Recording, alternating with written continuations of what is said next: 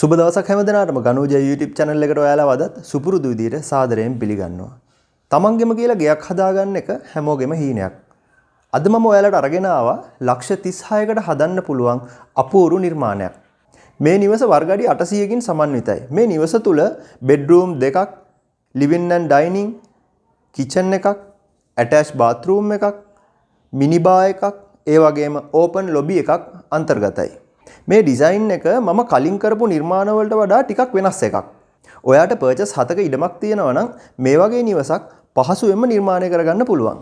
මේ ඩිසයින් එකේ විශේෂත්වය තමයි මේ නිවසේ එක් පැත්තක් බ්ලයින්ඩ් වෝල් ගිහින් තියෙනවා. ඒ කියන්නේ ඉඩමේ එක මායිමකටම අරන් තමයි නිවස නිර්මාණය කරලා තියෙන්නේ. ඒකට හේතුව තමයි සමහර ඉඩම්වල යාබදව තියෙන ඉඩම්වල. ඒ කියන්නේ මායිමේ තියෙන අනිත් ඉඩම්වල හිමිකරුවන් නිවැසියන් ඒ ඉදිකිරීම කරලා තියෙන්නේ ඔයාගේ ඉඩමට මායිම් වෙන විදිහට. ඔන්න ඔය වගේ අවස්ථාවල අපිට ඒ පැත්තේ view එකක් ගන්න විදිහකුත් නැහැ. ඒ වගේම ඔයාගේ privacy එකටත් ඒක disturb වෙනවා. මෙන්න මේ වගේ අවස්ථාවල ඔයාට වෙනවා blind wall යන්න. එහෙමත් නැත්නම් ඉඩමේ ඒ පැත්තට මායිම් කරලා ඔයාගේ නිර්මාණය සිද්ධ කරන්න. ඔය විදිහට ඩිසයින් කරාම තියෙන අනිත් වාසිය තමයි ඉඩමේ අනිත් පැතිවල ලොකු ඉඩක් ඉතිරි වෙනවා. ඔයාට ගාඩන් එකක් හරි එහෙම නැත්නම් වාහන නැවැත්වීමේ පහසුව හරි ඔන්න ඔය වගේ මොනෑම ආකාරයක කාර්යයක් වුණත් ඉතා පහසුවෙන් කරගන්න ලොකු ඉඩක් ඉතුරු වෙනවා. එහෙමනම් අපි මේ ලක්ෂ 36කින් හදන්න පුළුවන් සුන්දර පුංචි නිවස 3D මොඩල් එකකින් බලලා ඉමු.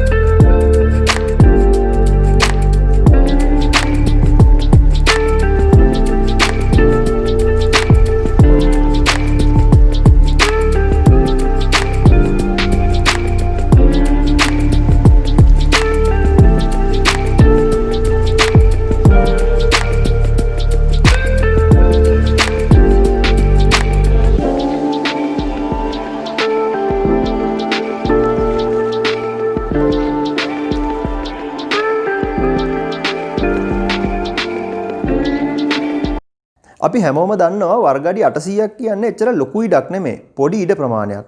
හැබැයි ඔයා පැහැදිලිව දකින්න ඇති මේ පොඩි ඉඩ ප්‍රමාණයේ බෙඩ්රූම් දෙකයි, living and dining, attach bathroom එක ටිකක් ලොකුවට, ඊළඟට මිනි බා එකක්, ඊළඟට ඕපන් ලොබි එකක්, කිචන් එකක්, මේ හැමදේම ඩිසයින් කරලා තියෙන අපූර්ව. 2020 වර්ෂයට රජය විසින් ප්‍රකාශයට පත් කරලා තියෙන ගොඩනැගිලි ගාස්තු උපලේඛනය, ඒ කියන්නේ BSR එක. ඔන්න ඔය BSR එක ගැන මගේ කලින් එපිසෝඩ් එකක මම පැහැදිලිව සඳහන් කළා. ඔයා තාමත් මේ වීඩියෝ එක බැලුවේ නැත්නම් දැම්මම ගිහිල්ලා ඒ වීඩියෝ එක බලලා ඉන්න. ඔන්න ඔය BSR එකට අනුව අනිවාර්යයෙන්ම ඔය වර්ග අඩි 800 පුංචි නිවස ඔයාට ලක්ෂ 36කින් ඉවර කරගන්න පුළුවන්.